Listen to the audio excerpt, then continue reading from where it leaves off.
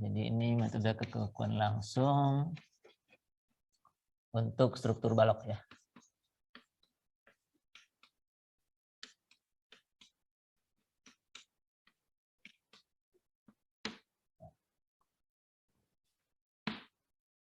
Satu, sama seperti metode kekakuan yang lalu, tentukan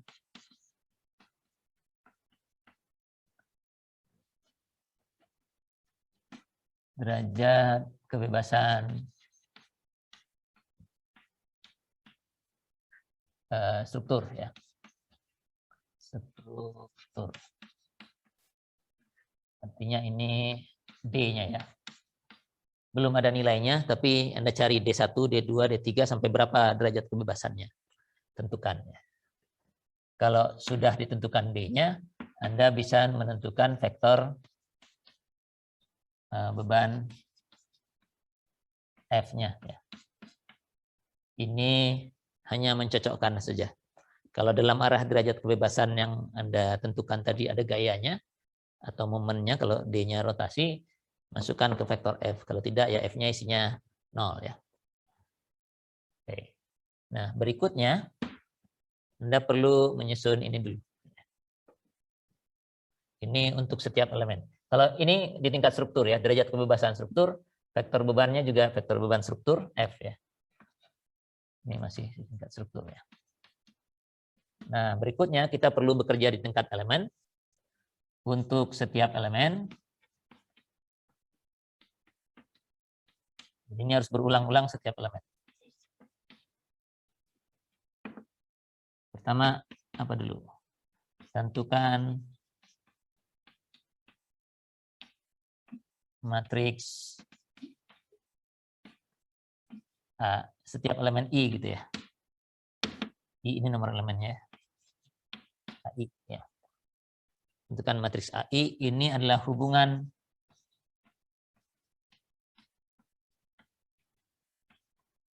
perpindahan dari masing-masing elemen atau derajat kebebasan elemen DI dengan D.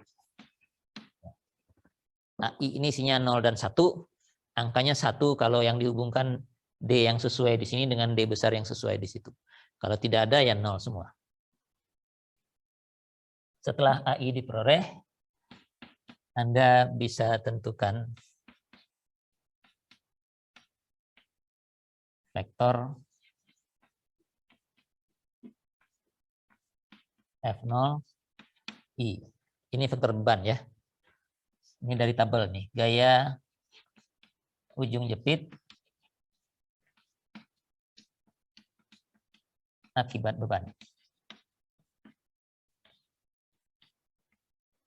Masih di setiap elemen ya.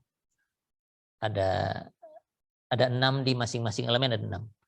Ini nanti ngikut barisnya 6 pasti ini karena derajat kebebasan elemennya ada 6, tapi jumlah kolomnya ke sana untuk matriks A ini sebanyak derajat kebebasan strukturnya ini. Nah, kalau ini sudah K elemen kita sudah punya ya. Tapi mungkin sekalian juga nggak apa-apa. Tentukan matriks kekakuan elemen, hanya memasukkan EIA dan L ya. Matriks kekakuan elemen.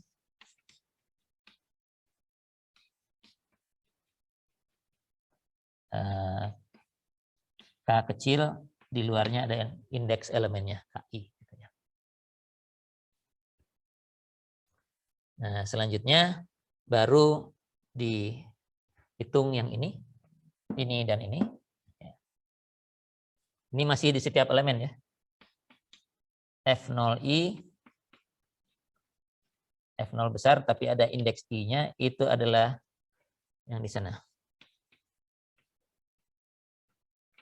AI transpose kalikan F0 kecil I. Jadi untuk setiap elemen kita harus hitung ini. Ngitung aja, A-nya kan sudah ditentukan tadi, F0-nya juga sudah ditentukan. Juga KI-nya, yang ada indeks I-nya, itu adalah A transpose, AI transpose kalikan K kecil I, kalikan AI. Jadi ini untuk setiap elemen ya. Tentukan dulu hubungan antar derajat kebebasannya dengan derajat kebebasan struktur. Kemudian ini baca tabel akibat beban, gaya-gaya ujungnya seperti apa untuk setiap elemen. Lalu matriks kekakuannya sudah given sih sebenarnya standarnya. Anda tinggal memasukkan parameter elemennya saja. E-nya berapa, A-nya, I, dan L-nya berapa. Nah, kalau untuk semua elemen ini semua sudah ada, kita perlu melakukan perkalian ini ya. Tinggal disuruh aja nih, setiap elemen lakukan ini. Nah, kalau sudah ada, baru kita jumlahkan ini. Yang ini, jadi ini langkah keempat, ini sudah balik ke struktur lagi. Jadi hanya langkah 3 itu yang harus dilakukan per elemen.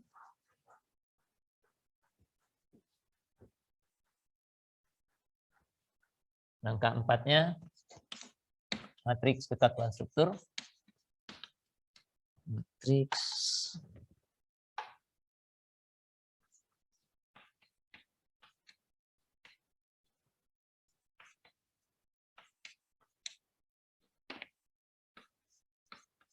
K adalah sigma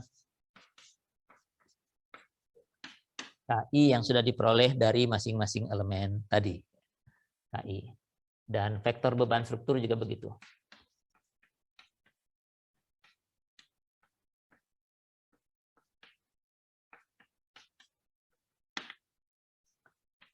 F0 sama dengan sigma F0 yang ada indeks I-nya.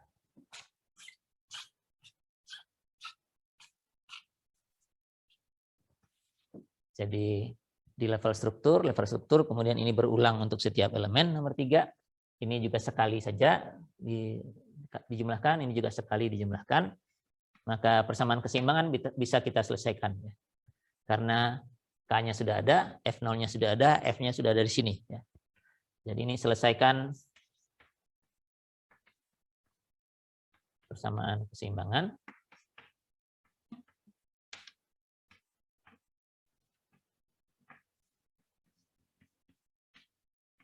KD sama dengan F kurangi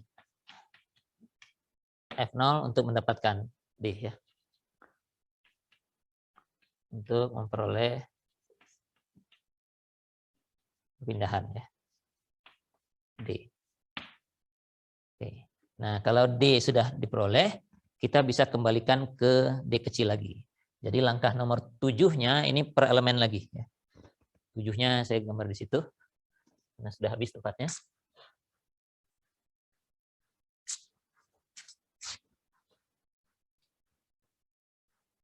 Langkah nomor 7-nya untuk setiap elemen lagi. Untuk setiap elemen I, pertama perpindahannya ambil dari D lagi ya. Jadi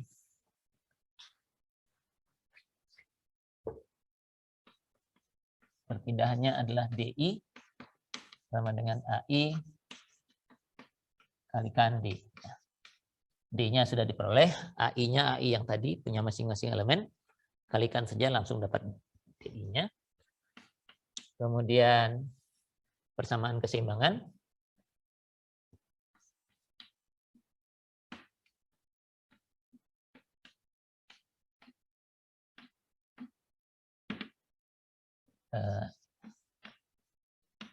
I sama dengan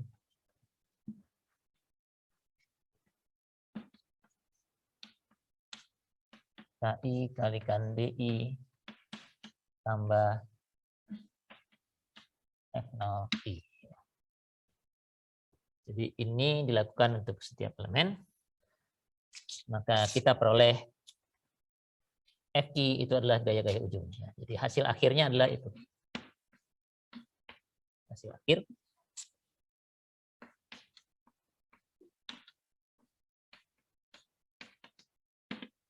adalah FI yang ini. Gaya-gaya ujung elemen.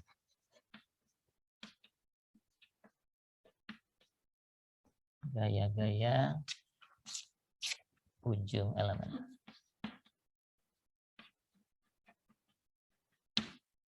Ini tinggal kita interpretasikan. Apakah gaya ujung itu reaksi kalau di ujungnya ada tumpuan, atau kalau tidak ya gaya-gaya di ujung ya. Jadi kalau kita sudah punya gaya-gaya di setiap ujung elemen, ya ini gesernya, ini aksialnya, ini momen lenturnya juga begitu di sini. Begitu. Nah, gaya dalam di tengahnya ya tinggal buat potongan gitu ya. Tidak perlu membuat potongan seluruh struktur ya. Cukup di elemen saja. Kalau di sini ada beban ya bebannya harus diikutkan tentu ya kalau saat menghitung gaya dalam ya. Kalau ada beban terpusat dan lain-lain. Jadi demikian ya kira-kira prosedur yang harus dilakukan kalau kita menggunakan metode tata kuan langsung untuk struktur balok ya.